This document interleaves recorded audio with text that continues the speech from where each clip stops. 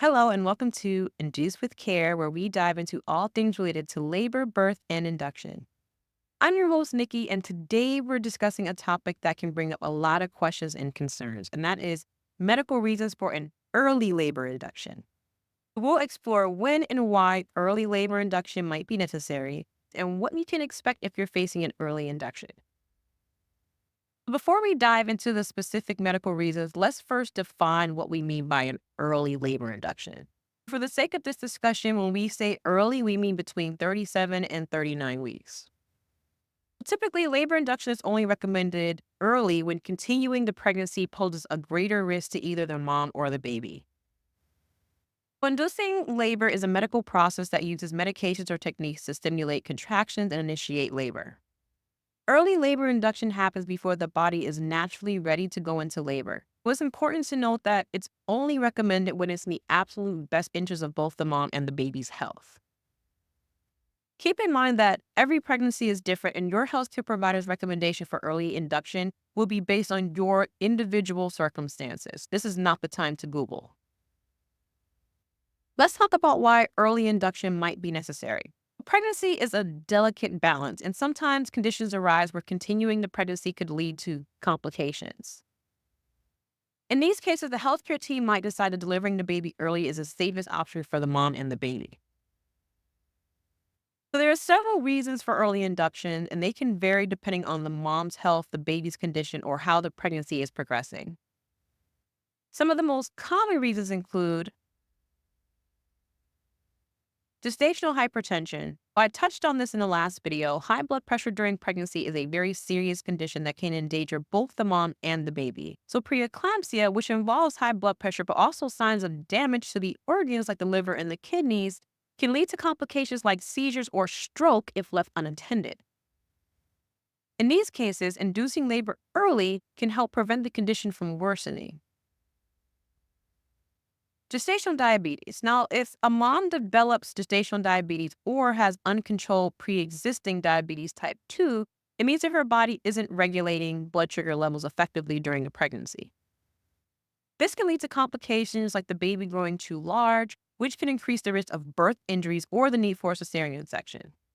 So inducing labor early helps control these risks and ensures a safe delivery. Intrauterine growth restriction, otherwise known as IUGR. Again, I skimmed on this topic in the last video, but sometimes the baby isn't growing as expected. This condition is also called fetal growth restriction, and it simply means that the baby either stopped growing or isn't growing as expected. And this is different from SGA, which means small baby for your gestational age. IUGR can be due to placental issues or other factors, and it can actually put the baby at risk if pregnancy continues. Induction is recommended to ensure the baby is delivered safely before complications arise. Chorioamnionitis. This is an infection of the amniotic fluid and the membrane surrounding the baby. Chorioamnionitis can lead to serious infections like sepsis in both the mom and the baby. Early induction is often recommended to prevent these risks. These are just a few examples, but as you can see, early induction is a medical decision made to protect both the mom's health and the baby's well-being. And like I said, it's usually done as a preventative measure.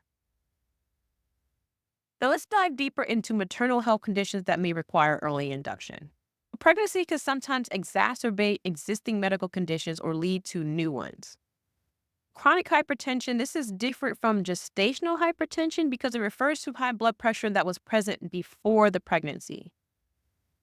Chronic hypertension can worsen as pregnancy progresses, putting both the mom and the baby at risk. If blood pressure can't be effectively managed with medication, induction is often necessary to prevent complications. Kidney disease. Pregnancy puts additional strain on the kidneys, and women with pre-existing kidney disease are at higher risk of complications like preeclampsia. Early induction might be recommended to protect kidney function and ensure that the baby is delivered safely. Heart disease. Pregnancy increases the workload of the heart for everyone, but for women with pre-existing heart conditions, they may find that continuing the pregnancy can actually endanger their life. In these cases, early induction might be recommended to protect the mother's heart health and again, assure a safe delivery. Rh incompatibility. If the mom is Rh negative and her baby is Rh positive, there's a risk of Rh sensitization. That's when the mom's immune system attacks the baby's red blood cells. Early induction can be recommended to prevent serious complications. So these maternal conditions require close monitoring through pregnancy. Most likely, you're probably already seeing a high-risk doctor, and the decision to induce early will be based on careful assessment of the risk versus the benefits. Now let's focus on fetal health conditions that may require early labor induction. So while maternal health is a critical factor, the baby's health and well-being are equally important in the decision to induce early. Fetal distress, if there are any signs that the baby is not doing well in the womb, such as abnormal heart rate patterns, early induction might be necessary to deliver the baby safely. Fetal distress can be caused by issues like a failing placenta, umbilical cord issues, or inadequate oxygen levels. Oligohydramnios, also known as low amniotic fluid. So this was actually the reason why I had a labor induction with my daughter. Amniotic fluid is essential for the baby's development and safety in the womb. If the amniotic fluid levels drop too low, it can signal a problem with the placenta or other complications. In these cases, early induction is often recommended to protect the baby. Premature rupture of membranes, also known as prom. If the amniotic sac breaks before labor begins, the risk of infection increases. If labor doesn't start on its own within a certain time frame, induction is recommended to reduce the risk of infection for both the mom and the baby. Multiple pregnancy. Carrying twins, triplets, or more increases the risk of preterm labor, growth issues, and placental complications. In many cases, early inductions or scheduled cesarean recommended to ensure the health and safety of both the mom and the babies.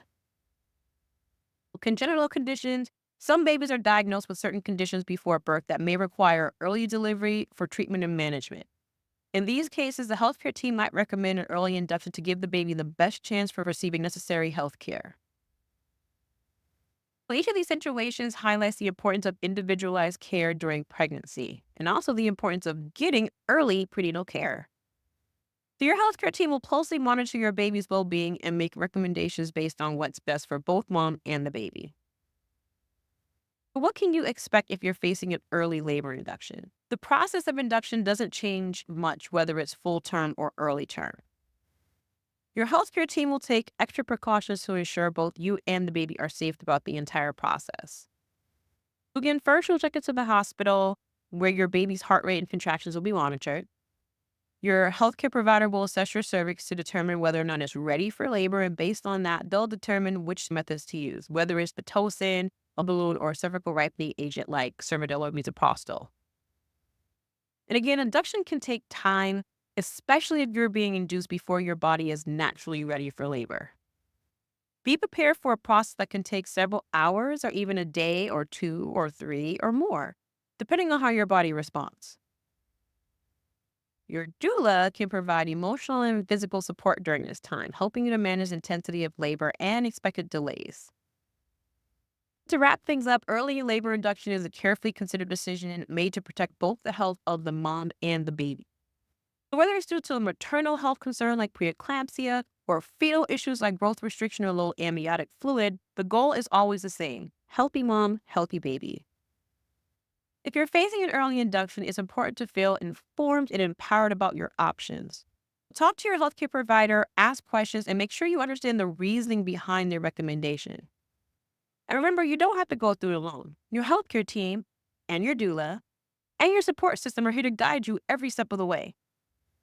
Thank you for joining me on Induce with Care. If you found today's episode helpful, feel free to share it with others who might benefit from this information. Until next time, take care of yourself, trust your body, and know that you're always in good hands.